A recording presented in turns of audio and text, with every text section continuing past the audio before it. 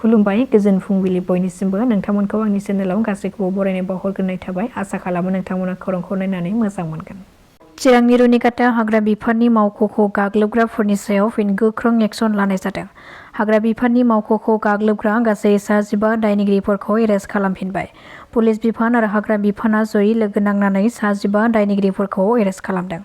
हाग्रा ओनसोला जाबाय सोरखारनि मोनसे सम्पद, बेखौ बिथांमोना मानो आयेन बेरेखा दखल खालामनांगौ, आयेन बेरेखा दखल खालामनायखौ लानानैसो जों दखल खालामग्रा 25 सुबुंखौ हमनानै लाबोदोंमोन। नाथाय बिथांमोना जोंनि सायावसो उल्थायै गाग्लोबदों। चिरांनि रुनिकाटायाव फरेस्ट रेन्जआव जानाय जाथाया मोनसे फिसा सावगारिसो, नाथाय बिसोर बेनिख्रुइ देरसिन हाग्रा ओनसोलखौ सावनानै दखल खालामदों होननानै गोख्रों अजद होदों डिएफअ कुन्जन बसुमतारी बिथाङा। बेराफारसेथिं बे जाथायखौ लानानै बिटिसिनि चिफ हाग्रा मावख'गिरि बिथाङाबो बेनि सायाव खुगा बेखेवनायखौ नुनो मोननाय जादों। बिथाङा फोरमायथिदों दि हाग्रा बिफाननि आयेना जोंनि आखायाव गैया, आसाम सोरखारनि आखायावसो दङ।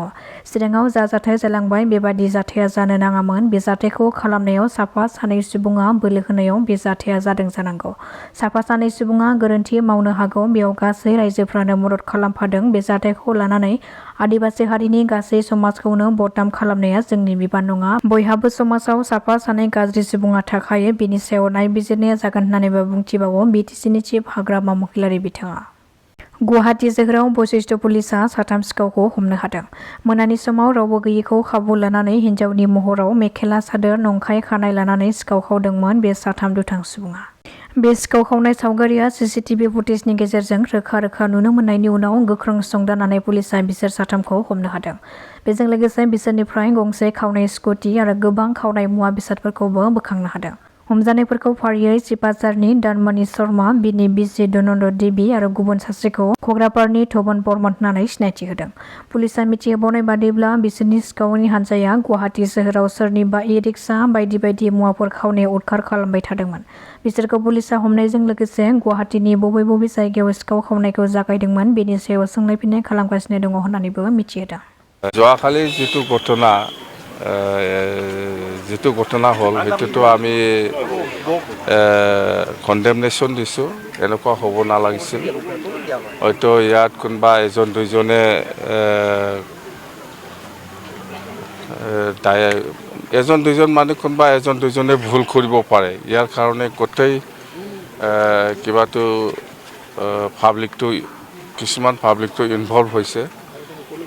আমি এনেকুৱা দোষ দিব বিচৰা নাই, যেন হওক কোনোবা এজন দুজনে ভুল হয়তো কৰিব পাৰে। ইয়াৰ কাৰণে আমি আজি গোটেই আদিবাসী সমাজটো আমি বদনাম দিয়াটো উচিত নহয় আৰু এইটো সমাজক বদনাম দিব নালাগে।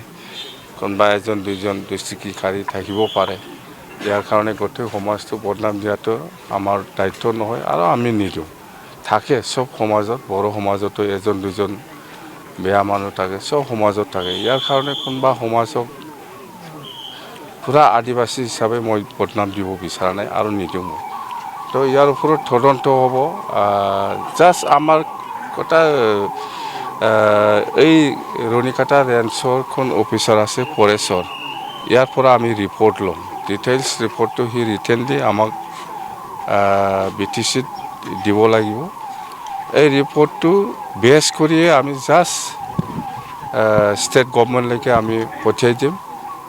একে কথা, ষ্টেট গভৰ্ণমেণ্টে ইয়াত আইনী ব্যৱস্থা কি লয় নলয়, ফৰেষ্ট ডিপাৰ্টমেণ্টে কি ভুল কাম কৰিছে বা কোনোবা ব্যক্তিয়ে কি ভুল কাম কৰিছে, ইয়াৰ ওপৰত তদন্ত হোৱাটো ভাল আৰু নিশ্চয় ষ্টেট গভৰ্ণমেণ্টে সেইটো দায়িত্ব ল'ব। ষ্টেট গভৰ্ণমেণ্টে চাব, সেইটো আমাৰ ক'ব লগা একো নাই। বা আমি যিহেতু এতিয়া আইনৰ কথা আহিল, সেই আইনৰ কথা বুলি ক'লেতো আমাৰ হাতত নাই।